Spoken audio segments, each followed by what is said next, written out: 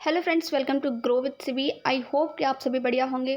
Finally CTET जुलाई 2024 का exam भी over हो चुका है। आप लोगों ने अनऑफिशियल यानी कि जो आपको यूट्यूब पर आंसर की प्रोवाइड की गई थी उसके थ्रू आपने मार्क्स भी चेक कर लिए होंगे। ठीक है, अब ऑफिशियल आंसर की आएगी उसके बारे में वीडियो बना चुकी हूँ मैं। कब आएगी, रिजल्ट कब डिक्लेयर होगा, दोनों बातें मैंने उस वीडियो में कवर की हुई हैं। प्रीवियस वीडियो को आप देख सकते हो। ठीक है, इस वीडियो में क्या कवर करने वाली हूँ, तो ये जो 3 से 4 क्वेश्चंस लिखे हुए हैं जो शायद आपके माइंड में ज़रूर आ रहे होंगे। ठीक है, ये सारे क्वेश्चंस आज इस वीडियो में कवर करने वाली हूँ। तो वीडियो अच्छी लगे तो प्लीज़ वीडियो को लाइक कर देना। अब देखिए, मेरा काम होता है बिल्कुल जेन्युइन यानी कि एकदम सही चीज़ जो है आप तक पहुँचाना। ठीक है, तो चैनल पर नए हो चैनल को सब्सक्राइब कर लेना और बिल्कुल जो है ऑफिशियली जो चीज़ें होती हैं मैं वही चीज़ें आपको बताती हूँ।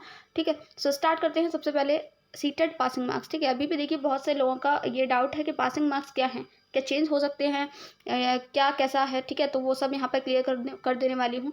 नेक्स्ट सीटेट कब होगा, ये क्वेश्चन है आप लोगों का।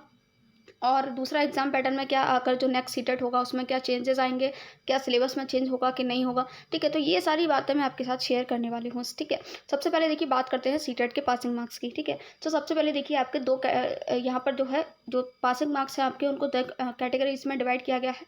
पहला है आपका जनरल, दूसरा है आपका ओबीसी, एससी और एसटी। ठीक है, तो जो जनरल कैटेगरी से जो भी स्टूडेंट जनरल कैटेगरी से हैं उनको जो है 90 मार्क्स लाने होते हैं, चाहे पेपर 1 हो चाहे पेपर 2 हो। ठीक है, पेपर 1 में भी 90 मार्क्स लाने होंगे, पेपर 2 में भी 90 मार्क्स आपको लाने होंगे। आप सभी को पता है सीटेट एक क्वालिफाइंग एग्जाम है। ठीक है, सो अगर आपके 90 मार्क्स भी आए हैं दैट इज़ इनफ। आपको डरने की ज़रूरत नहीं है कि मेरे मार्क्स कम है या मेरे तो बिल्कुल जो कट ऑफ है उसी के मतलब 90 मार्क्स पासिंग हैं तो 90 ही आए हैं। देखिए, it is just a certificate. ठीक है, ये आपका एक एलिजिबिलिटी शो करता है कि आप जो है टीचर बनने के लायक हैं, आप टीचर बनने के लिए एलिजिबल हैं। ठीक है, नेक्स्ट अगर मैं बात करती हूँ यहाँ पर तो ओबीसी, एसटी, एसटी इस कैटेगरी की बात करती हूँ। तो अगर आप इन तीनों में से किसी भी कैटेगरी से बिलोंग करते हैं तो आपके अगर 82 मार्क्स हैं तो आप जो है इस एग्ज़ाम को क्वालिफाई कर सकते हैं।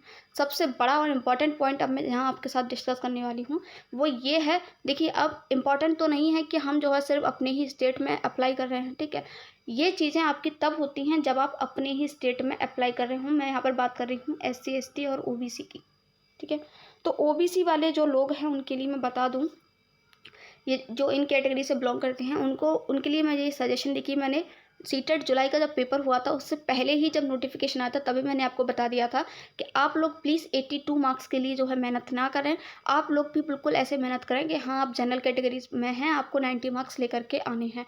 ठीक है, ऐसा मैंने क्यों कहा था, क्योंकि अगर देखिए आप देखिए मान लीजिए आप किसी और स्टेट से हैं और आप जो है दूसरे स्टेट यानी कि बिहार में वैकेंसी जो निकल रही है वहाँ आप अप्लाई करना चाहते हैं तो वहाँ पर जो है आपके सीटेट में 90 मार्क्स माने जाएंगे, चाहे आप ओबीसी से हैं।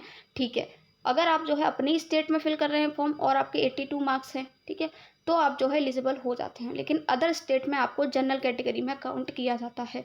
तो आई होप कि ये पॉइंट आपके समझ में आ गया होगा। बाकी जनरल वालों का तो सेम रहता है, चाहे वो अपने स्टेट में अप्लाई करें चाहे वो अदर स्टेट में अप्लाई करें, आपको तो 90 मार्क्स लाने ही हैं।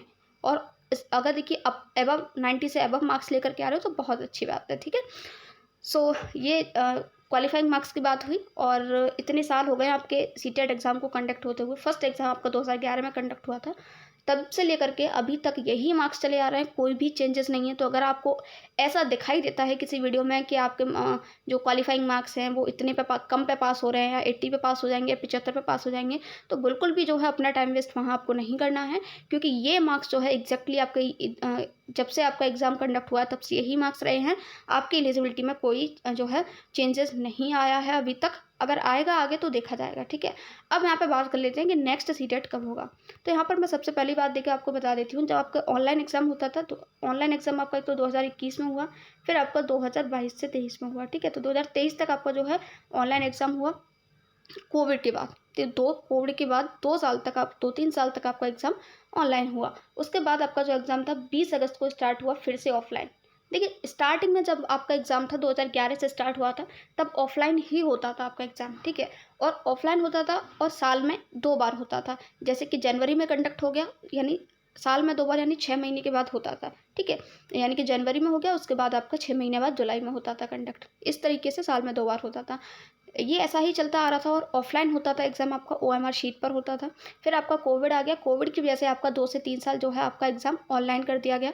ठीक है, कंप्यूटर बेस्ड एग्ज़ाम हो गया ये, और ऑनलाइन की वजह से इस एग्ज़ाम को जो है साल में एक ही बार कंडक्ट करवाया जाने लगा। ठीक है, तो 2-3 साल जो है इसको एक बार कंडक्ट करवाया गया। उसके बाद इन्होंने जो है इसको फिर से ऑफलाइन कर दिया और 20 अगस्त 2023 को फिर से इसको जो है ऑफलाइन कंडक्ट करवाया गया। ठीक है, 20 अगस्त के बाद जो है इसको 6 महीने बाद फिर से 21 जनवरी 2024 को कंडक्ट करवाया गया और 21 जनवरी 2024 के बाद आपको जो है 7 जुलाई को कंडक्ट करवाया गया। ठीक है, तो अब आपका जो अगर मैं चांसेस बताऊं तो 100% जो आपके चांस हैं वो दिसंबर के बन रहे हैं, दिसंबर से जनवरी। ठीक है, दिसंबर से जनवरी के बीच में जो है आपको जो अपना एग्ज़ाम है वो 100% देखने को मिलेगा, या तो दिसंबर के महीने में, नहीं तो जनवरी के महीने में आपको जो है अपना एग्ज़ाम जनवरी के महीने में ही देखने को मिलेगा। ठीक है, सो जनवरी 2025 में जो है आपका सीटेट एग्ज़ाम होना है। अगर आपको ऐसा लग रहा है कि आप क्वालिफाई नहीं कर पाएंगे इस बार, या फिर आप अपना फर्स्ट टाइम में स्टार्ट करना चाह रहे हैं प्रिपरेशन को, तो आप जो है अपनी प्रिपरेशन को स्टार्ट कर सकते हैं। आपका जो एग्ज़ाम है वो जनवरी में होना तय है। ठीक है,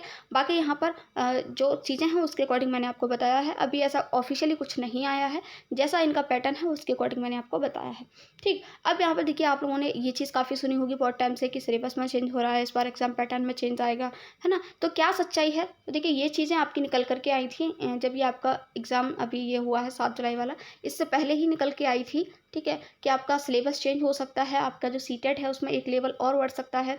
ठीक है, लेकिन अभी तक यहाँ पर ऑफिशियली ऐसा कुछ भी नहीं आया है, तो आपको बिल्कुल भी डरने की ज़रूरत नहीं है। अगर सिलेबस चेंज हो जाएगा तो ऐसा नहीं है कि बिल्कुल ही उसका तख्ता पलट कर दिया जाएगा, कुछ भी मतलब सब कुछ चेंज कर दिया जाएगा, तो ऐसा नहीं है। सिलेबस चेंज होने का मतलब ये नहीं है कि सब कुछ चेंज हो जाए। ठीक है, कुछ चीज़ें हो सकता है ऐड कर दी जाएँ, कुछ चीज़ें उसमें से हटा दी जाएँ, ऐसा हो सकता है। ठीक है, सो आपको बिल्कुल भी डरने की ज़रूरत नहीं कि पता नहीं क्या चेंज होगा। कोई खास चेंज अगर होता भी है तो वो आपको बताया जाएगा ऑफिशियली। ठीक है, ऑफिशियली आपको सीटेट की ऑफिशियल वेबसाइट पर बताया जाएगा।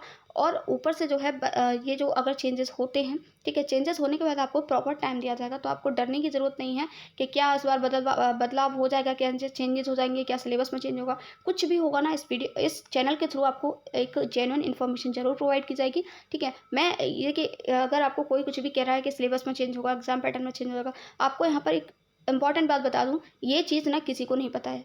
एग्जैक्टली बता रही हूँ, किसी को नहीं पता है।